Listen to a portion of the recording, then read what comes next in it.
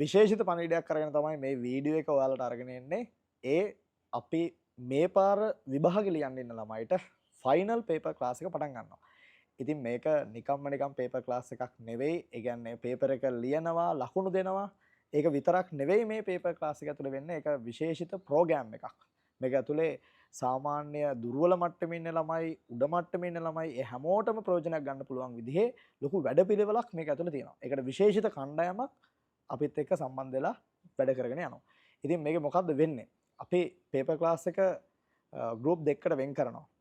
පළවෙනි ගෲප් එක තමයි සාමාන්‍ය දැන් පේපර් එකක් ලියන්න හැකියාව තියෙන, ඒ කියන්නේ පේපර් ලියලා තමන්ගේ දැනුම උඩට අරගෙන යන්න ඕනේ කියලා හිතන් ඉන්න, සිලබස් එක කවර් කරන් ඉන්න. එයාලා තමයි අපි පළවෙනි ගෲප් එකට වෙන් කරලා තියෙන්නේ. දෙවෙනි ගෲප් එක විදිහට අපි අඳුරගන්නේ දැනට පේපර් ලියන්න හැකියාවක් නැති, ඒ කියන්නේ සාමාන්‍ය පේපර් එක ලියුවා ලකුණු 20ක් 30ක් එන, කියන පේපර් ලියීමේ හැකියාව ගොඩක් දුර්වල මට්ටමක තියෙන, පාඩම් කරපු නැති, වැඩ කරපු නැති ළමයෙකුට කොහොමද මේ පේපර් ක්ලාස් එක ඇතුලේ වැඩ කරගෙන යන්න පුළුවන් කියන එක තමයි දෙවෙනි ගෲප් එකෙන් සිද්ධ වෙන්නේ. ඉස්සලාම් පළවෙනි ගෲප් එකේ මොකද වෙන්නේ කියලා අපි කියන්නම්. අපි ලංකාව වටේම පේපර් සෙන්ටර්ස් දාලා තිනවා ගිය අවුරුද්දේ වගේම. ඉතින් මේ අවුරුද්දෙත් ඒ පේපර් සෙන්ටර්ස් වල නුවර කුරුණෑගල ගම්පහ අපි පන්ති කරන නගර තුන ඇතුළුව මේ පැත්තෙන් කොළඹට, අනිත් පැත්තෙන් ත්‍රිකුණාමලය, ඊට පස්සේ ගාල්ලමාතර, අනුරාධපුර, පොළොන්නරුව, ඒ වගේ ලංකාව වටේම පේපර් සෙන්ටර්ස් 20කට වඩා වැඩි ප්‍රමාණයක අපි පේපර් ක්ලාස් එක කරගෙන යනවා. ඒකට පේපර් එක ලියන්න පුළුවන් සහ බලලා අපි ලකුණු දෙනවා. පළවෙනි ගෲප් එකට අදාළව සිද්ධ වෙන්නේ මෙහෙම එකක්. අපේ නුවර කුරුණෑගල ගම්පහ කියන නගර තුනට අදාළව මම විශේෂයෙන්ම කියන්නම්. ඒ වගේම ඔන්ලයින් ළමයිට අදාළව මම කියන්නම්. නුවර කුරුණෑගල ගම්පහ කියන නගර තුනේ හැමදාම පන්ති පැවැත්වෙන දවස් තුනේ. නුවර නම් බදාදා, කුරුණෑගල නම් සිකුරාදා සහ ඔන්ලයින් ළමයිට සිකුරාදා, ඒ වගේම ගම්පහ නම් බ්‍රහස්පතින්දා කියන දවසේ අපේ පන්තියේ සාමාන්‍ය පරිදි 1:00 1:45 විතර වෙනකම් පැවැත්වෙනවා. එතනින් පස්සේ දෙකට ඔයාලට පේපර් එක ලියන්න පුළුවන්. ගෲප් 1 එකේ ඉන්න ළමයි, කියන්නේ පේපර් ලියීමේ හැකියාව තියෙන ළමයි. ඒ දවසට එන්න බැරි ළමයිට අපි වෙන දවසක සෙනසුරාදා හෝ ඉරිදා දවසක නැත්නම් වෙන දවසක අපි හැකියාව හදලා දෙනවා පේපර් එක ඇවිල්ලා ලියන්න පුළුවන් විදිහට. අපේ ෆිසිකල් පන්තියේ එන ළමයි එහෙම මෙදාම පේපර් එක ලියන්න ඕනේ. ඒ වගේම අපි පන්තියේ නැති ළමයි පේපර් ක්ලාස් එකට එනවා නම් එයාලට වෙනම දවසක ලියන්න පුළුවන්, එදාම ලියන්නත් පුළුවන්.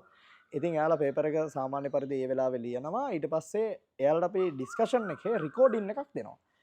ඒ කියන්නේ ඒ ඩිස්කෂන් එක වෙන විදිහට තව පොඩ්ඩකින් මම පැහැදිලි කරනවා. ඒකේ රෙකෝඩින් එකක් දෙනවා. ඒතර කැමති වෙලාවක බල්ල ඉවර කරන්න පුළුවන් සති දෙකක් ඇතුළත.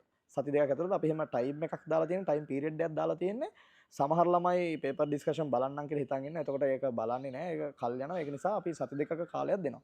ඒතර එයාලට අපි පේපර් එක දැන් මේ සතියේ බදාදා ලියන ළමයට ලබන සතියේ බදාදා වෙද්දී අපි පේපර් එක දෙනවා. සෙන්ටර්ස් වලත් එහෙමයි. සෙන්ටර්ස් වලත් ඒ සතියේ තියෙන පේපර් එක ඊගා සතියේ එනකොට අපි බලලා දෙනවා. බලලා දෙන්නේ ආන්සර් ෂීට් එකත් එක්කම. අපි පේපර් එකට ආන්සර් ෂීට් එක අමුණලා දෙන්නේ.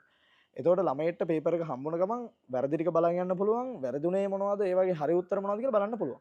එහෙම බලලා අර තේරෙන්නෙම නැති ප්‍රශ්න, ඒ කියන්නේ ඩිස්කෂන් එකක් අවශ්‍ය වෙන ප්‍රශ්න ටික විතරක් රෙකෝඩින් එකෙන් බලන්න පුළුවන්. ඒ කියන්නේ රෙකෝඩින් එක ඔක්කොම තියෙනවා. හැබැයි හැම එකම බලලා කාලේ දන්න දේවල් ටික බලලා කාලේ නාස්ති කර ගන්න ඕනේ නැහැ. ඒක නිසා ඔයාලට අවශ්‍යම ටික විතරක් ඩිස්කෂන් එකෙන් බලා ගන්න පුළුවන්. ඒ ටික අපි ලස්සනට සයිට් එකට අප්ලෝඩ් කරලා ටෙලිග්‍රෑම් එකට මැසේජ් එකක් දානවා.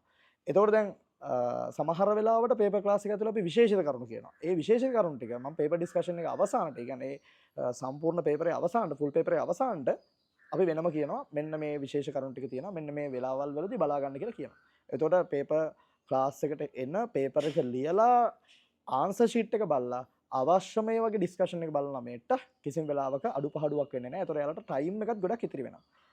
ඒ වගේම දෙවෙනි ගෲප් එක. ඒතකොට පළවෙනි ගෲප් එකේ වැඩසටහන එක. ඒතකොට අපි පළවෙනි ගෲප් එකට රෑන්ක් එකකුත් දෙනවා. පළවෙනි ගෲප් එකට සම්පූර්ණ ඕල් අයිලන්ඩ් රෑන්ක් එකක් දෙනවා, ටැග් දෙනවා, මුදල් දෙනවා. ඒ සාමාන්‍ය වැඩ පිළිවෙල මේ විදිහම යනවා. දෙවෙනි ගෲප් එකේ ළමයිට පේපර් එකක් ලියන්න තාම හැකියාවක් නැති, හැබැයි පේපර් ලියන්න තව මාසයක් දෙකක් යද්දි එකතු වෙන්න ඕන ළමයි පිරිස තමයි දෙවෙනි ගෲප් එක යන්නේ. ඒතකොට එයාලට තියෙන්නේ අර පේපර් එක ලියන ටයිම් එක. සාමාන්‍ය පන්තිය දැන් නුවර පන්තිය ගත්තොත් බදාදා දවසේ උදේ 7:00 ඉඳලා අපි 2 වෙනකන් 1:00 වෙනකන් කරනවා. ඊට පස්සේ දෙකට අපි පේපර් එක දෙන වෙලාවේ ඒ පේපර් එකේම ඩිස්කෂන් එක පටන් ගන්නවා දෙවෙනි ගෲප් එකට. ඒතකොට පේපර් ලියන ළමයි පේපර් ලියන හෝල් එකට යනවා. පේපර් ලියන්නේ නැති, පේපර් ලියන්න හැකියාවක් නැති දෙවෙනි ගෲප් එකේ ළමයි ටික ඒ ඩිස්කෂන් එක තියෙන හෝල් එකට යනවා. ඒ හෝල් එකේ අපි සාමාන්‍ය විදිහට පන්තිය කරගෙන යනවා, ඩිස්කෂන් එක කරනවා. ඒතකොට ඩිස්කෂන් එක කරන්නේ අර කිසිම දෙයක් බැරුව ඉන්න ළමයිට තේරෙන විදිහට තමයි අපි ඩිස්කෂන් එක කරගෙන යන්නේ. ඒතකොට එයාලට ඒක අල්ලගෙන මාසයක් විතර යනකොට සාමාන්‍ය විදිහට හදා ගන්න පුළුවන් ප්‍රශ්න වල තියෙන අඩුපාඩු.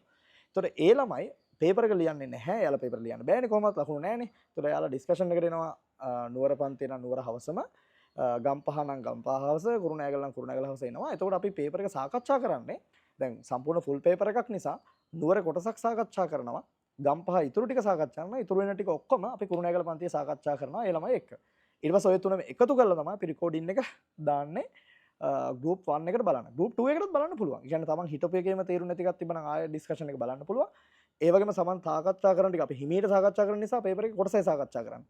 ඒතර ඉතුරු ටික ඊගාව නගර දෙකේ සාකච්ඡා කරලා තියෙනවා. ඒ ටික ඔක්කොම අපි සිකුරාදට ටෙලිග්‍රෑම් channel වලට දානවා. එතකොට ඔයාලට තියෙන්නේ ඇවිල්ලා ඉතුරු ටික බලලා අඩුපාඩු ටික හදාගන්න සහ අර සාකච්ඡා වෙන්න ළමයිට පොඩ්ඩක් try කරන්න පුළුවන් අනිත් ප්‍රශ්න වලට ලියලා බලලම ඩිස්කෂන් එක බලන්න. අන්න ඔය විදිහට තමයි දෙවෙනි group එකට යන්නේ. ඒතකොට දෙවෙනි group එකේ ළමයි කාලයක් ඩිස්කෂන් එකේ ඉඳලා පස්සේ පේපර් ලියන සෙට් එකට join වෙන්න පුළුවන්.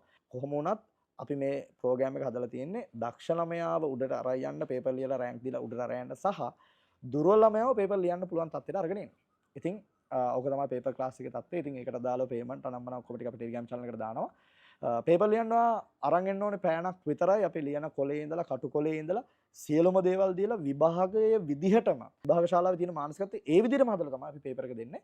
එහෙනම් පේපර් ක්ලාස් එකේදී අපි හම්බෙමු.